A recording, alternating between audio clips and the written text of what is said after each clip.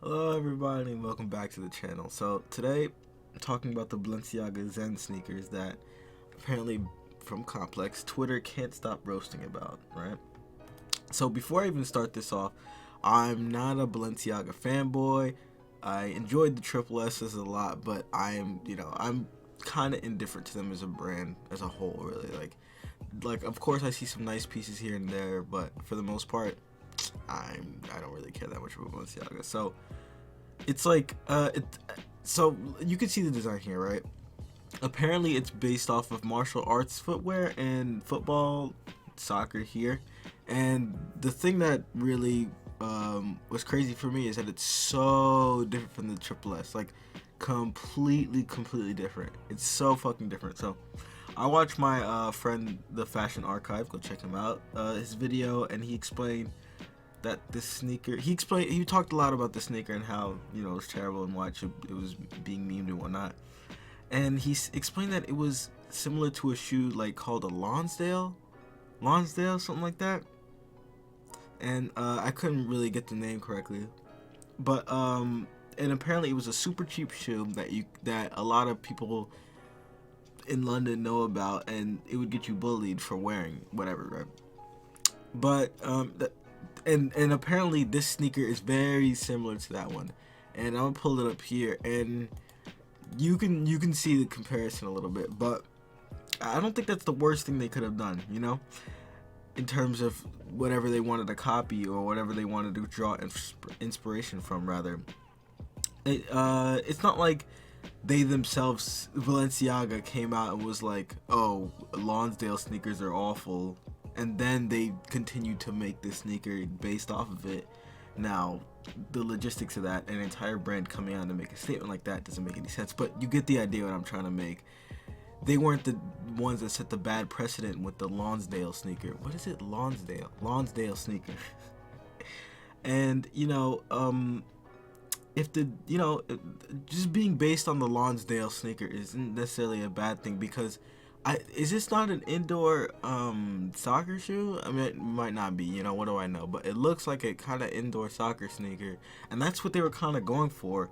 Martial arts, like indoor soccer, whatever, even if, like, okay, so let's say you have a problem with them taking the design or copying some of it.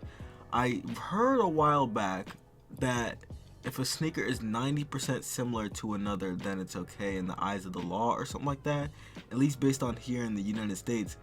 But this is a tough one, because this is tough to verify if this is real, because I tried to look it up.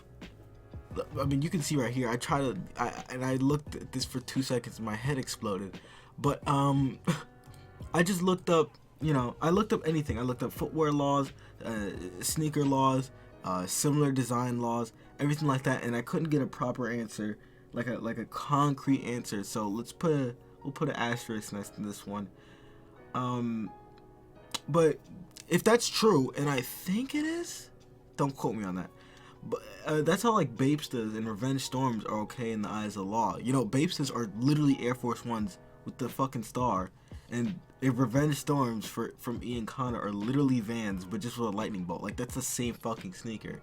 But they didn't get in trouble for it. Like, they're fine. They're totally fine. And if you think, let's say you think the law is not a good thing, even if, let's say you assume, okay, I can buy that, it's real, and you don't think that it's a good law, that's not fair, it's not a good thing, I can understand that. I can understand where you come from that end. But there is something to be said that it's okay for it to be 90% similar. One thing I will say that's absolutely unacceptable is the bad materials. That will not fly. Bad materials for a premium sneaker and from a very high class brand is not good. Regardless of how you slice it, regardless of how you cut it, it's not okay. You can't sell things. I think the retail for this is $550, right? And have all the materials we got awful. It's not okay. It said, I read a little bit of it, and